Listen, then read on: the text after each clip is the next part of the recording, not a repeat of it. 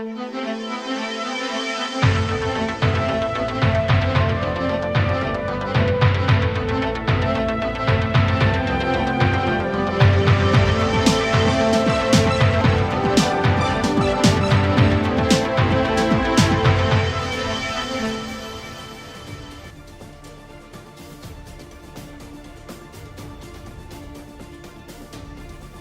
the news, INEC announces 1-month deadline for political parties conduct primaries.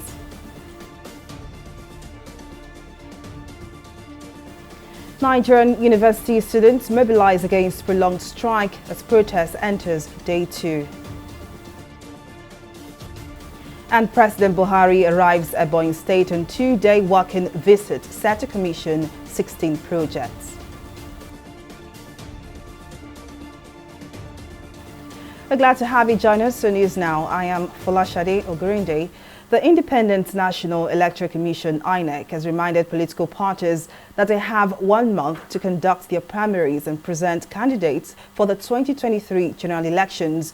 INEC's reminder came in a statement issued on Thursday by its National Commissioner and Chairman of Information and Voter Education Committee, Festus Okoye. According to the electoral body, political parties are expected to follow the timetable and schedule of activities as released by the Commission ahead of the polls.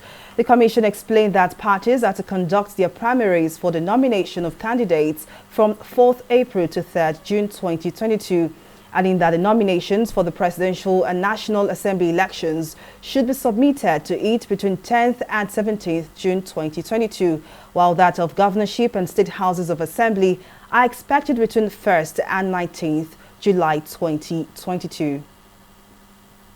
A former governor of Ogun State and serving Senator Ibikunle Amosun has officially joined the All Progressives Congress APC presidential race. Amosun, who represents Ogun Central Senatorial District, declared his interest to join the race at the Yaradua Center in Abuja on Thursday. In his declaration speech, Amosun said his campaign would be on 2 pillars: national security and economic development. Amosun, who was the governor of Ogun State from 2011 to 2019, is the 3rd candidate from the state to join the race. The others are Vice President Yomi Oshimajo and Tunde Bakare, a pastor. Today, I'm formally announcing my candidacy for the presidential ticket of our great party, the All Progressive Congress, and the presidency of the Federal Republic of Nigeria. It is a duty to re-energize our faith in the future of this country, even in the face of the threats to our national sovereignty by insurgents and terrorists. A duty to renew hope in our collective destiny, even in the light of some doubts expressed, and mobilize the supporters about our shared faith. If you know him, you know that what you see is what you get. Everybody who has thrown their heart into this ring should be commended for even venturing into wanting to offer themselves for service. President Muhammadu Buhari has lauded Governor Dave Umahi's infrastructure drive, describing the Ebonyi leader as an engineer with repute. Buhari said this on Thursday while inaugurating the 700-meter length twin flyover, also called King David's University flyover, after he arrived in Ebonyi on a 2-day official visit to the state. At Iburu Ozara local government area, President Buhari equally inaugurated the Cancer Center at the King David University of Medical Sciences. During his 2-day visit to the southeast state, Buhari is also expected to commission other projects at the state-owned university in Uburu. And now to education. A coalition of youths and students drawn from different tertiary institutions have taken to the streets of some major towns in the country to protest the continued closure of public universities due to the strike action embarked by the Academic Staff Union of Universities, ASU. In Benin City, the protesting students tagged themselves the University of Streets, walked along the Igbowo-Lagos Expressway. In Ibadan, protesters gathered in front of the University of Ibadan in their number with placards calling for an end to the face-off between the federal government and ASU, noting its effect on the students. However, in Lagos, attempts by some students to protest at the main gate of the University of Lagos, Akoka, was thwarted by security men who took over the place before the students arrived for the protest. Reacting to the protest, the president of the National Association of Nigerian Students, Sunday Ashefon, while calling on the government to stop playing politics with the striking union, said the students would not keep silent until their demands are met. It is very appalling, to say the least, that at this time and age, when every country have taken education very serious, some have gone as far as even awarding 25% of their national budget to education. We still have less than 5% budget. And even that 5%, know that everything is being released. And yet, those that are occupying offices today have suddenly forgotten that they pass through the academic system. It is deliberate, they know what they are doing. So we're talking about SDG. Of course, even the Millennium Development Goal, which SDG was just an improvement, we never done anything serious. It was just cooking up reports up and down, which they are parading before the UN and the rest to say that we are near meeting the goal or whatever. So it is the same we are seeing today on the, as far as SDG is concerned. So the government is not serious and they cannot be taken serious. So all Nigerians are waiting for now. We are just counting number of days within which they can get out from the office. You don't just throw things down the throat of the people. There is need for proper planning before implementation. The thing is, our life, our public life have been privatized in such a way that anyone that is appointed see the institution of government as a means of enriching themselves. It's not about delivery. Because if it is about delivery, we will always be talking about accountability. The family of the late Bamishe Ayanwola, who was raped and murdered on the bus rapid transit vehicle in February, has requested for the private prosecution of Andrew Nice, the alleged killer of the victim. The family's counsel, Adeshina Ugulano, in a letter to the Lagos Attorney General, requested that a more independent body should conduct the prosecution, and in that the Lagos state government may not be expected to act as a prosecutor against itself. In March, the state government arraigned Andrew Nice on a 4-count charge before Justice Sherifat Sholebo of the High Court, Tafawa Balewa Square Annex in Lagos Island. Yahweh pleaded not guilty to the offences. This gentleman accused of murder is also accused of rape in the same one charge of 2 different people on 2 different occasions. With due respect to the office of the DPP, why are you rushing to court to prosecute? Autopsy reports are very important. They are crucial. Not that they are absolutely that you can't do it without them, but once you have them, you should have it. I mean, you can't. You've done a test, and even a bit of rigmarole in respect of that. You want to rush it. The family and counsel sensibly say, no, there should be a restraint. We want to be involved too. What about the guy that tipped him off? Why was he not in the same place where Andrew Nice is now? Somebody tipped him off to go so that we were now looking for him. What about the man that said that Bamishe actually went for a nice time? Where is it today? Everything is only centered on Andrew Nice. The Lagos Bus Service Limited that denied us entry. What has happened to them? Why would they be a witness in this matter? You committed a crime. You are going to be a witness to the crime you committed. and they shielded the man. You think the pain is over? No. The pain is not yet over. It can never be over. And still in politics, women have been advised to actively participate in politics and the selection of party flag bearers during party primaries ahead of the upcoming elections.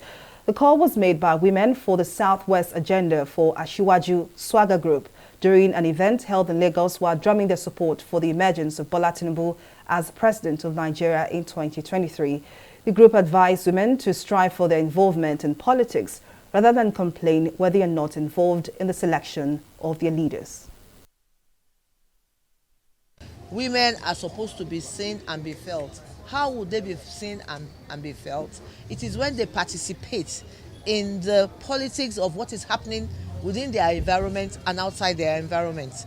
We cannot sit home and complain that Nigeria is not good, that there's nothing happening in the world when we're not involved. We have to be involved to let them know the type of education we want for our children, the kind of medical, maternal and child care that we want for our children. Oh, not all of us are illiterate. Those of us that are learned, we must be heard, we must be seen to make a change, we must be seen to make sure that every woman feels the impact of the wealth that is being derived from Nigeria. That is why we are out here to let them know that it is time for women to come out.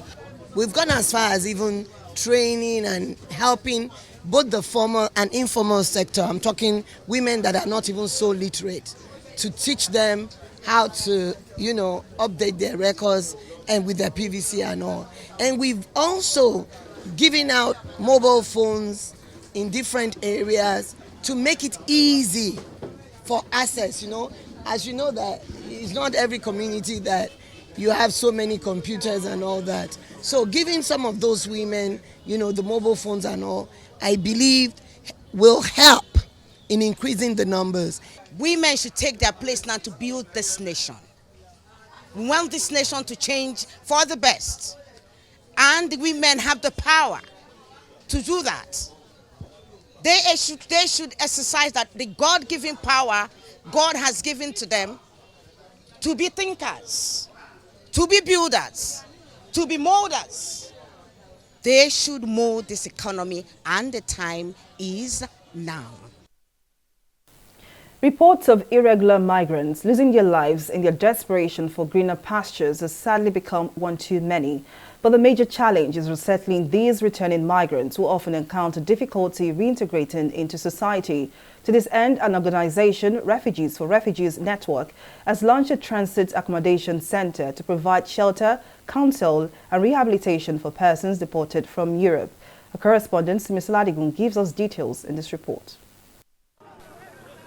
It is no news that most of Africa's immigrants lose their lives en route to their country of destination. While some are thrown into prison on arrival, others are sent back to their home country, starting life all over from scratch. With no place to stay, many returning migrants often fall prey to opportunists who take advantage of their situation. As a solution, the Refugees for Refugees Network has launched this 3-bedroom apartment situated in the heart of Lagos. It is furnished with basic amenities to give these returning migrants a transit home before full reintegration into society is achieved.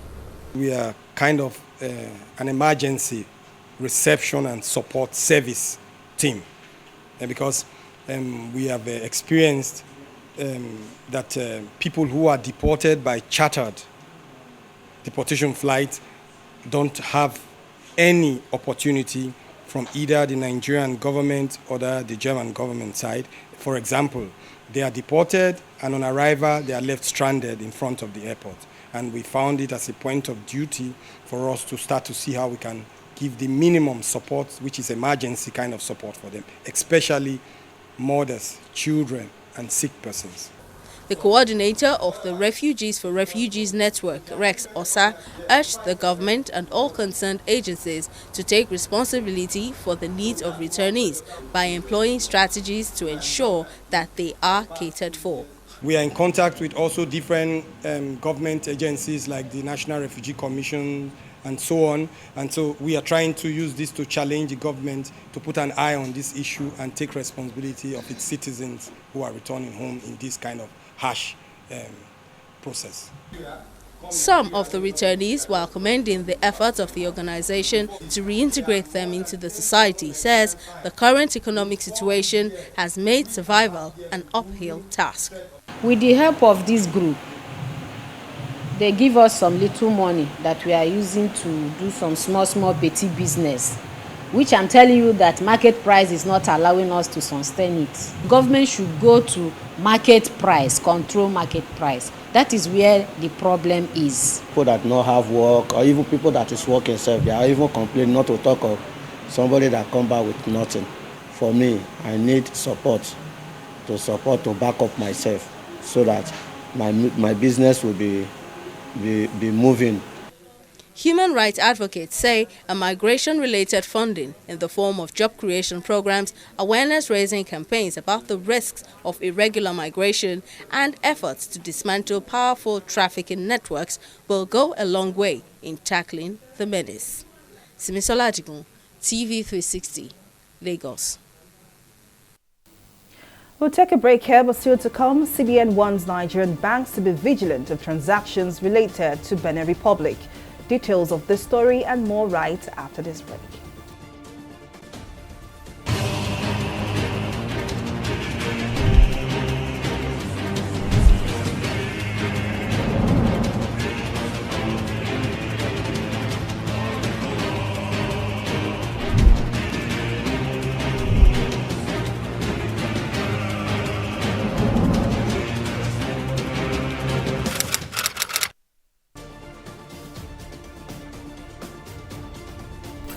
Welcome back. Now here is a recap of some of our top stories tonight. A coalition of youths and students drawn from different tertiary institutions are taken to the streets of some major towns in the country to protest the continued closure of public universities due to the strike action embarked by the Academic Staff Union of Universities, the ASU. Reacting to the protest, the president of the National Association of Nigerian Students, Sunday Asefon, while calling on the government to stop playing politics with the ASU issue, said the students would not keep silent until their demands are met. Well, we also told you that President Muhammadu Buhari on Thursday arrived in Ebonyi for a two-day official visit to the state. President Buhari is expected to inaugurate the facilities at a newly constructed government house and completed road projects in the state, among others. Well, in case you missed any of our news bulletin or for more updates, do log on to our website on www.tv360nigeria.com. You can also follow us on our social media platforms on Twitter, Instagram, YouTube and Google Plus at TV360 Nigeria. On Facebook, we are TV360 Online.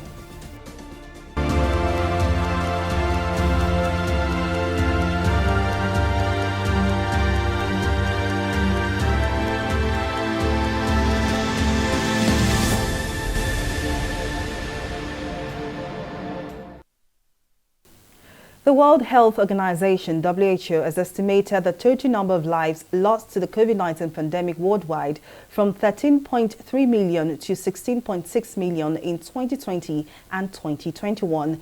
This represents a record of 13% more deaths than normally expected over 2 years. The WHO added that deaths linked indirectly to the pandemic are attributable to other conditions for which people were unable to access treatment because health systems were overburdened by the crisis. The WHO believes many countries undercounted the number of deaths from COVID-19, which was estimated at only 5.4 million. Well, we'll take a breather here and return with more stories and business. To stay with us.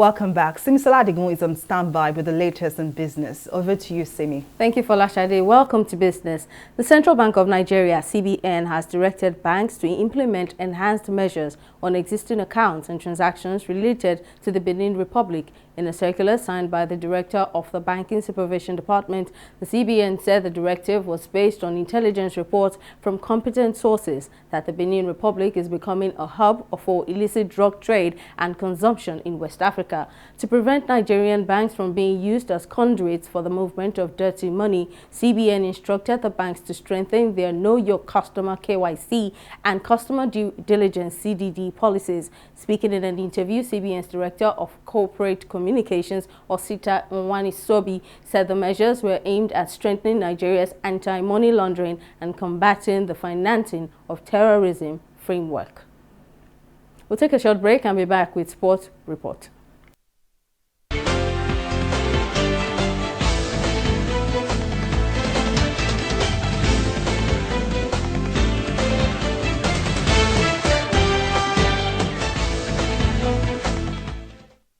In the last 3 years, we have built a multi-purpose center, which is the envy of all in our constituency.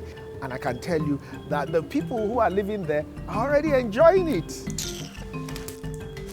Guy, do you think what this man just said is true? See, I seriously doubt. I'm sure it's one of those their silly lies. Wait, do you know there's a way to find out if these things he's saying is true or not? This is the Construct app. It gives people like us a sure way to track implementation of constituency projects. It gives valid and verified information on location of projects, amounts allocated, amount funded, the level of job done, and even the profiles of concerned legislators. You and I can post directly on this app. Are you serious? This is the Go-To app if you want to know how our Commonwealth is being expanded by the government. Wow. Let's even see if what this man said is true. Show me. The Construct app is developed by Other People Nigeria with support from USAID and is available on both Google Play Store and Apple Store. And it's true. Of course, I told you. Welcome to Stock Market Report. Positive sentiment paid off on Thursday as the market rose by 1.42%, maintaining bull territory. The overall market value also hit a 27 trillion naira mark, hitting a historical 13-year high. The all-share index rose by 50,835 basis points, while current market capitalization stands at 27.4 trillion naira. Of the 111 listed equities that traded, 32 gainers and 22 losers emerged. Thursday's top gainers are on the Nigerian stock market are Mark Nichols PLC and Guinness PLC Nigeria. Both equities have a combined 110 naira 77 kobo. Bottom losers today are Transco Hotels and Multiverse Mining. Both equities lost a combined 4 naira 71 kobo. Wednesday's activity chart shows that 462 million volumes of shares valued at 8.3 billion naira exchanged hands in 6,801 deals. Over to our select global stocks. UK's FTSE reversed Wednesday's losses as the market rose up to 0.13%. Meanwhile, US Dow Jones wiped up Wednesday's surge, plunging by 3.03%. Japan's Nikkei still stands at 11.11%. That's all on the Stock Market Report. Back to you, Folashade. Well, many thanks, Simi. On the foreign scene, after several delays, a date has finally been set for the presidential election in Somalia. Members of parliament from the country's upper and lower houses of parliament will choose the next president on May 15. President Mohamed Abdullahi Farmajo is seeking a second term but faces stiff competition from several candidates, including 2 former presidents. The election was postponed by more than a year because of a power struggle between Farmajo and the Prime Minister Mohamed Hussein Rabel. The timing of the vote ensures Somalia does not miss out on a $400 million financial package from the International Monetary Fund, IMF. Well, up next is Entertainment Report on News Now.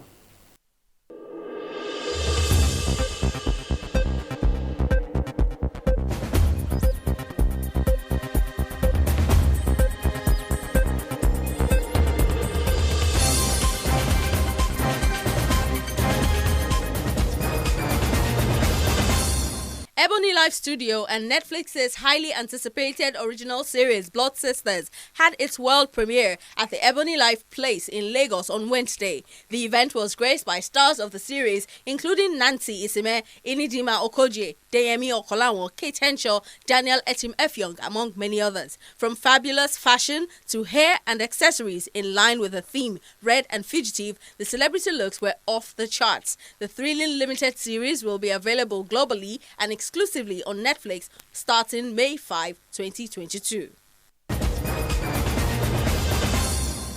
The Actors Guild of Nigeria has demanded an autopsy on a Nollywood actress Chinedu Bernard, who was confirmed dead in a hospital after she slumped while cleaning a church on Friday. In an Instagram post on Tuesday, the president of the guild, Emeka Rowland, said the autopsy on the late actress was necessary in order to ascertain the real cause of her death. According to Rowland, many questions are yet to be answered concerning the actress's death. Bernard was confirmed dead at the East Side Hospital in Enugu State after she slumped while cleaning the chapel of St. Leo the Great Catholic Church in the federal housing area of the state. And that's all on the entertainment segment of News Now.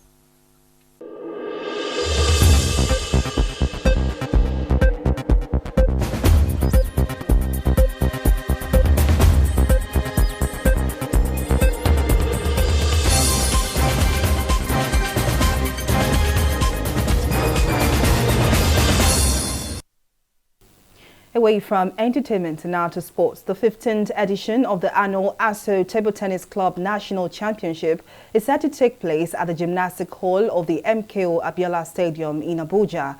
A total of 19 states and 7 table tennis clubs have been registered in cadet, junior and senior categories for this year's edition. Speaking at the press conference ahead of the commencement of the tournament, President ASO Table Tennis Championship Olusegun Ajuwon says the focus of the competition is to discover new talents as well as showcase the talent of other table tennis players in Nigeria, while lauding efforts by the ATTC towards the development of the game in the country. President of the Nigeria Table Tennis Federation, Ishaku Tikon, said the federation will continue to support the tournament. I've seen from preparation level to starting of the event tomorrow. I will personally be there myself. It's also an avenue to evaluate these young players that are coming up. We have fantastic players in Nigeria. Bit by bit, Nigeria is already taking over Africa as a continent in table tennis. We have become a hub of table tennis in Africa. And we are going beyond that now. We are facing the world with what our own is doing now in the world. We now know that our benchmark is no longer Nigeria, it's no longer Africa. We are looking towards the world to take over the world. The intention is to keep it going because before it was just fun, because it was just friends that gathered. But then we extended to states, to schools around Abuja. Then we said, look, why not? Let's make it states around the FCT. And now it is federal. So we don't intend to stop. And our intention was actually even to say, let it be open. Let anybody that wants to come and compete. But we shifted our focus a little in the last 3 editions that we want to concentrate more on cadets and the junior, so that we can raise them, we can nurture them. Because there are so many people, Nigerians that are gifted in table tennis. I need to wrap on our news bulletin. Many thanks for watching. I am Folashade Ogurinde. Bye for now.